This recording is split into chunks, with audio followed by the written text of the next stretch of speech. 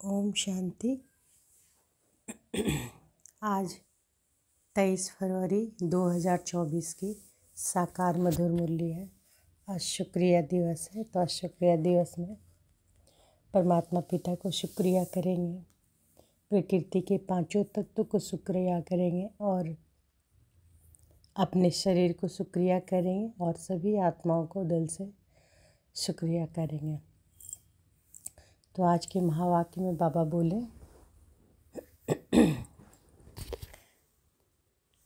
मीठे बच्चे, अपना चार्ट रखो तो पता लगे कि हम आगे बढ़ रहे हैं या पीछे हट रहे हैं। देह अभिमान पीछे हटाता है, देही अभिमानी स्थिति आगे बढ़ाती है। अपना चार्ट रखो तो पता लगे कि हम आगे बढ़ रहे हैं या पीछे हट रहे हैं। देह अभिमान पीछे हटाता है, देही अभिमानी स्थिति आगे बढ़ाती है।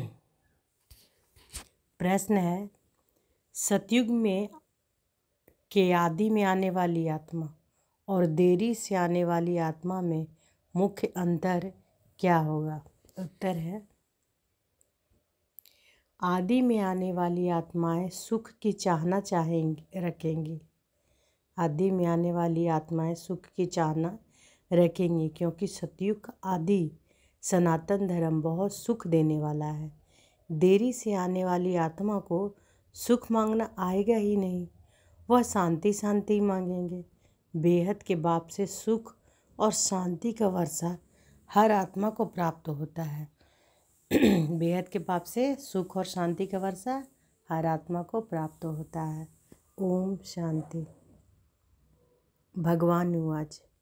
जब भगवान उवाच कहा जाता है तो बच्चों को श्री कृष्ण बुद्धि में नहीं आता, बुद्धि में शिव बाबा ही आता है।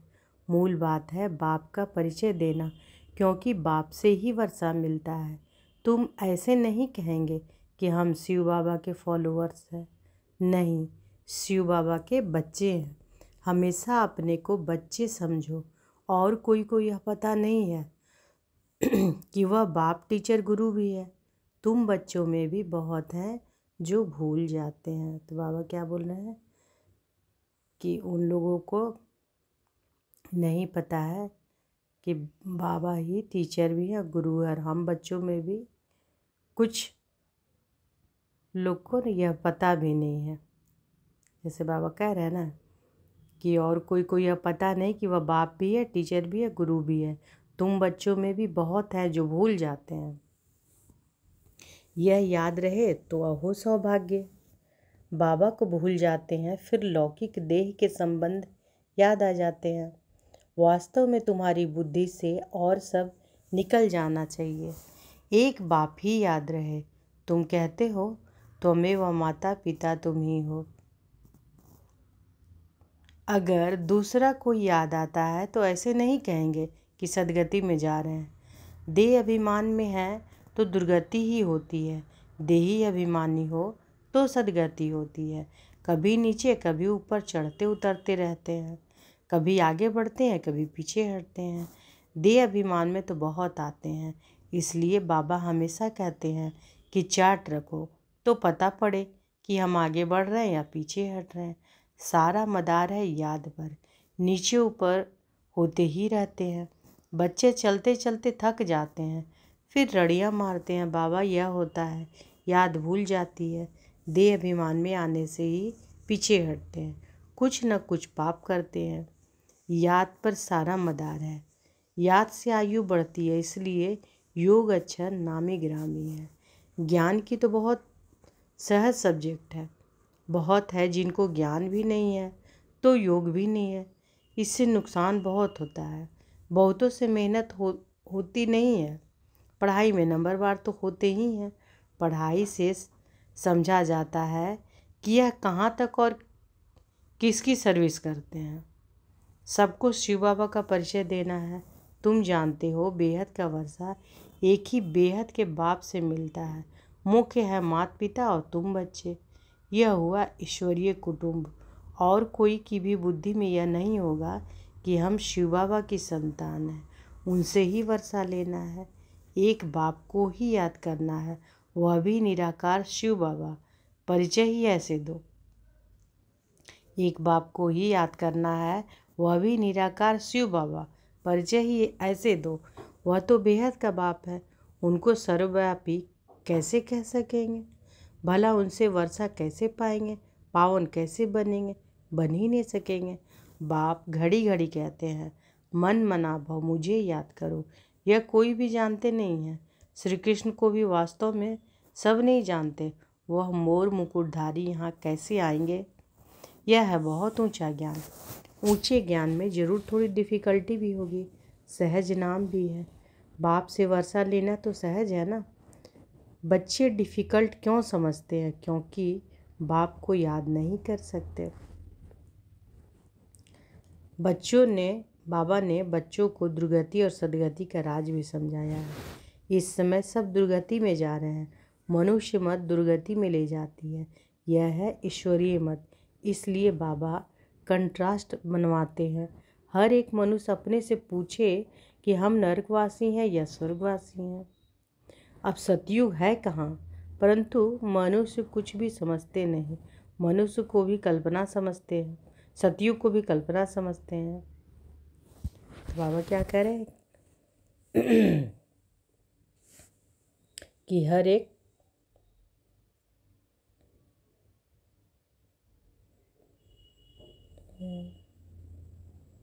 एक मनुष्य अपने से पूछे कि हम नरकवासी हैं व स्वर्गवासी हैं। अब सतयुग है कहाँ? परंतु मनुष्य कुछ भी समझते नहीं, सतयुग को भी कल्पना समझते हैं। अनेक मत है, अनेक मत से दुर्गति होती है, एक मत से सदगति होती है। यह तो बहुत अच्छा स्लोगन है। मनुष्य को दुर्गति में ले जाते हैं, एक ईश्वर सभी को सदगति देते हैं। तो यह स्लोगन क्या है कि मनुष्य को दुर्गति में ले जाते हैं, एक ईश्वर सभी को सदगति देते हैं। तो तुम शुभ बोलते हो ना, बाप की महिमा करते हो। वह सर्व का बाप है, सर्व की सदगति करते हैं। बच्चों को बाप ने बहुत समझाया, भल प्रभात फेरी निकालो, बोलो हेवनली गॉड फादर हमको यह पद प्राप्त करा रहे हैं। अब नर्क का अंत आने वाला है।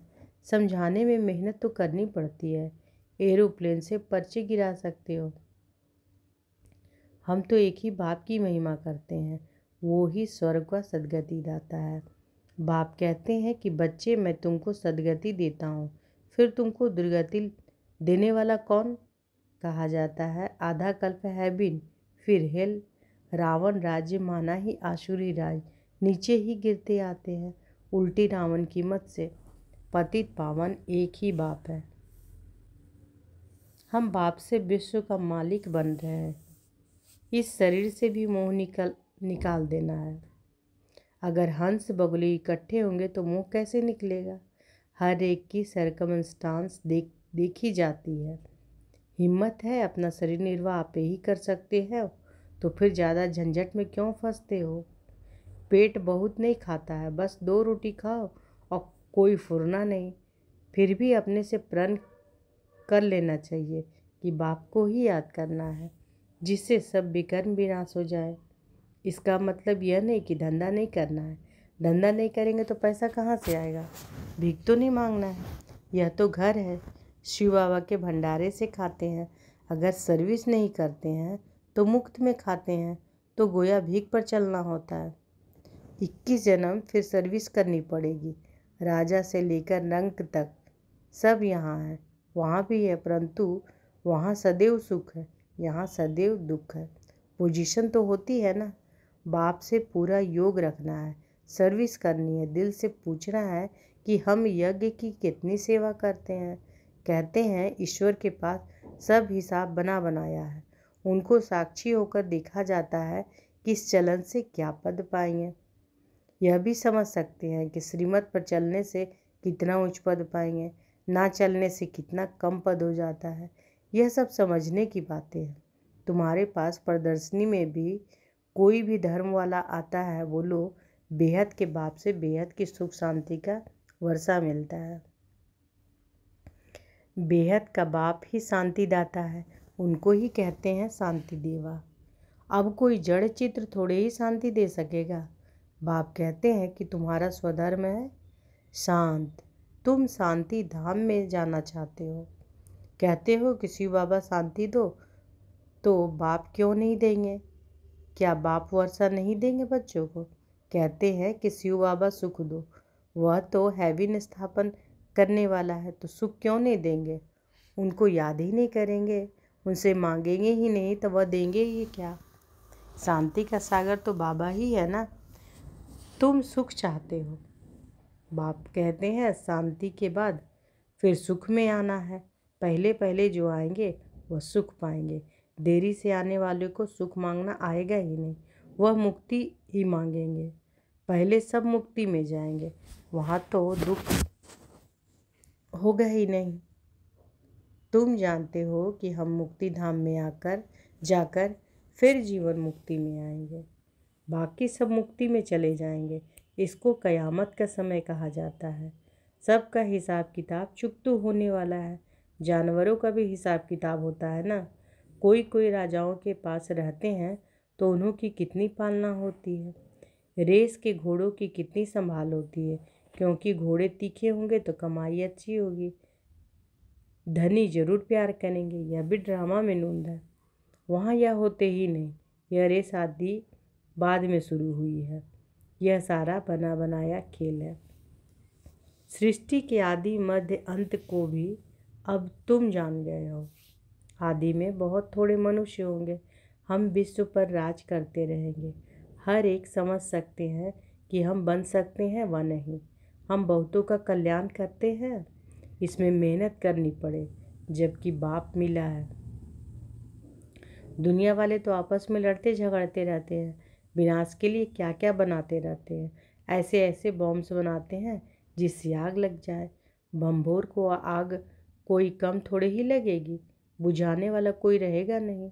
ढेर बॉम्ब्स बनाते रहते हैं, उसमें गैस पॉइजन आदि डालते हैं जो हवा चलने से ही खत्म हो जाएंगे। मौत तो सामने खड़ा है। इसलिए बाप कहते हैं वर्षा लेना हो तो लो, मेहनत करो, टू मच धंधे आदि में मत जाओ।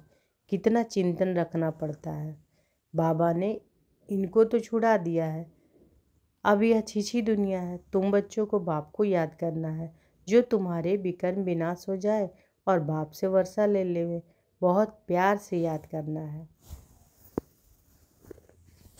तो बाबा को कैसे याद करना है? बहुत प्यार से याद करना है। लक्ष्मी नारायण का चित्र देखने से ही दिल खुश हो जाता है। यह हमारा एम ऑब्जेक्ट है।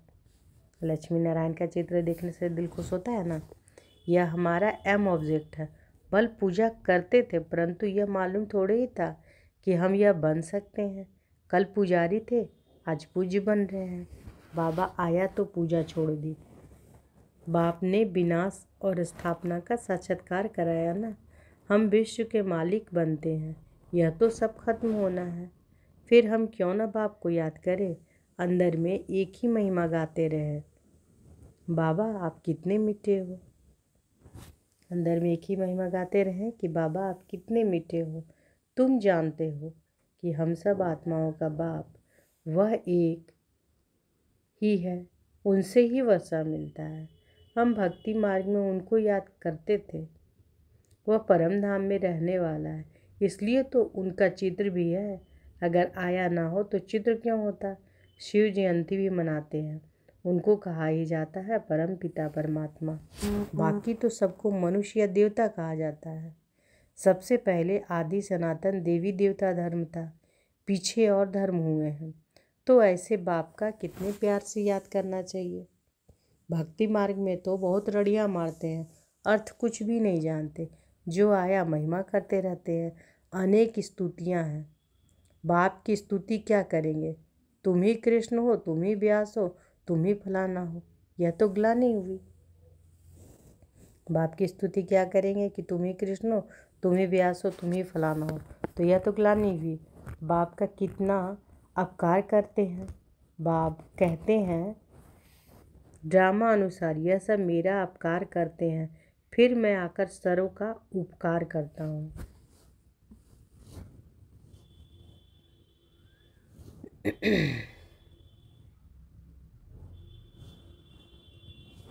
बाप कहते हैं कि ड्रामा अनुसार यह सब मेरा अपकार करते हैं, फिर मैं आकर सरों का उपकार, सर्व की सदगति करता हूँ।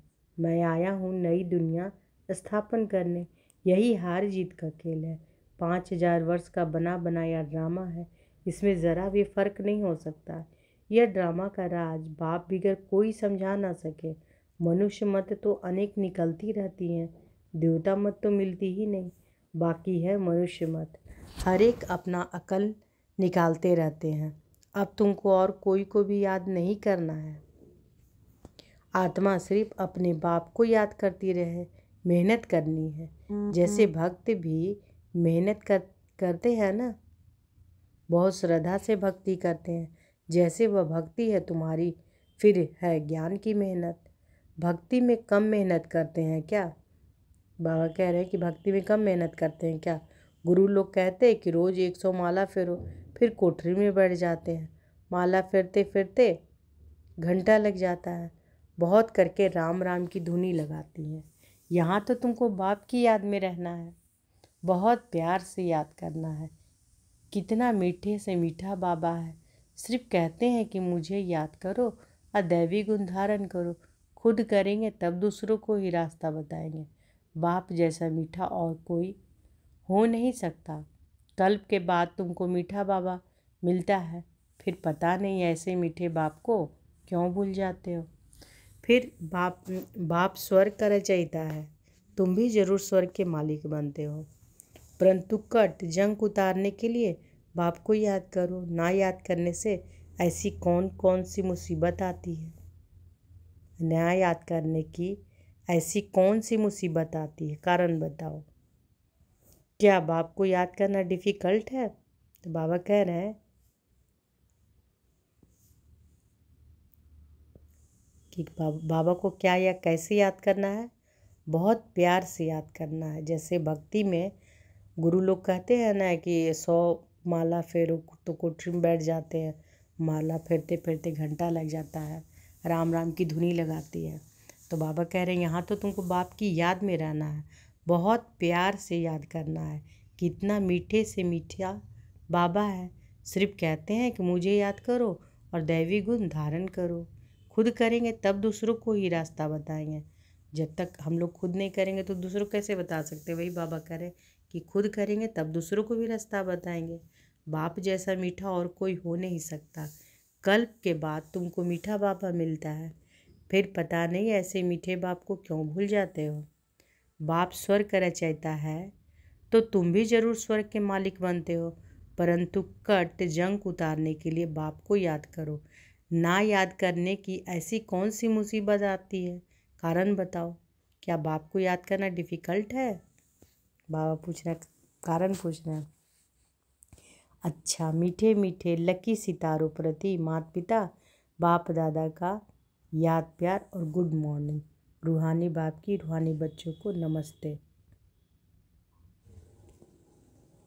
हम रूहानी बच्चों की रूहानी माता पिता बाप दादा को याद प्यार, गुड मॉर्निंग और नमस्ते नमस्ते नमस्ते। शुक्रिया बाबा, शुक्रिया। धारणा के लिए मुख्य सार पहला है, शरीर निर्वाह अर्थ कर्म जरूर करो लेकिन टू मच झंझटों में नहीं फंसना है। ऐसे चिंतन धंधे आदि का ना हो जो बाप की याद ही भूल जाए। शरीर निर्वाह अर्थ कर्म जरूर करो लेकिन टू मच झंझटों में नहीं फंसना। मतलब बाबा कह रहे कि कर्म जरूर करो शरीर निर्वाह, लेकिन झंझटों में नहीं फंसो। ऐसा चिंतन धंधे आदि का ना हो जो बाप की याद में भूल जाए। दूसरा, अनेक मनुष्य मतों को छोड़ एक बाप की मत पर चलना है। एक बाप की महिमा गानी है, एक बाप को ही प्यार करना है, बाकी सबसे मोह निकाल देना है। अनेक मनुष्य मतों को छोड़ एक बाप की मत पर चलना है, एक बाप की महिमा गानी है, एक बाप को ही प्यार करना है, बाकी सबसे मोह निकाल देना है। आज बाबा वरदान दिए हैं, बेहद की वैराग्य वृत्ति द्वारा पुराने संस्कारों के वार से सेफ रहने वाले मास्टर नॉलेजफुल भव। बेहद की वैराग्य वृत्ति द्वारा पुराने संस्कारों के वार से सेफ रहने वाले मास्टर नॉलेजफुल भव। पुराने संस्कारों के कारण सेवा में व संबंध संपर्क में विघ्न पड़ते हैं। संस्कार ही भिन्न भिन्न रूप से अपनी तरफ आकर्षित करते हैं। जहाँ किसी भी तरफ आकर्षण है वहाँ वैराग्य नहीं हो सकता। संस्कारों का छिपा हुआ अंश भी है तो समय प्रमाण वंश का रूप ले लेता है, परवश कर लेता है। इसलिए नॉलेजफुल मन बेहद की वैराग्य वृत्ति द्वारा पुराने संस्कारों, संबंधों, पदार्थों के वार से मुक्त बनो तो सेफ रहेंगे। स्लोगन है, माया से निर्भय बनो और आपसी संबंधों से निर्माण बनो। माया से निर्भय बनो और आपसी संबंधों में निर्माण बनो। अच्छा, शुक्रिया बाबा, शुक्रिया। तो आज के माँ वाक्य में बाबा बोले हैं कि अपना चार्ट रखो तो पता लगे कि हम आगे बढ़ रहे हैं या पीछे हट रहे हैं।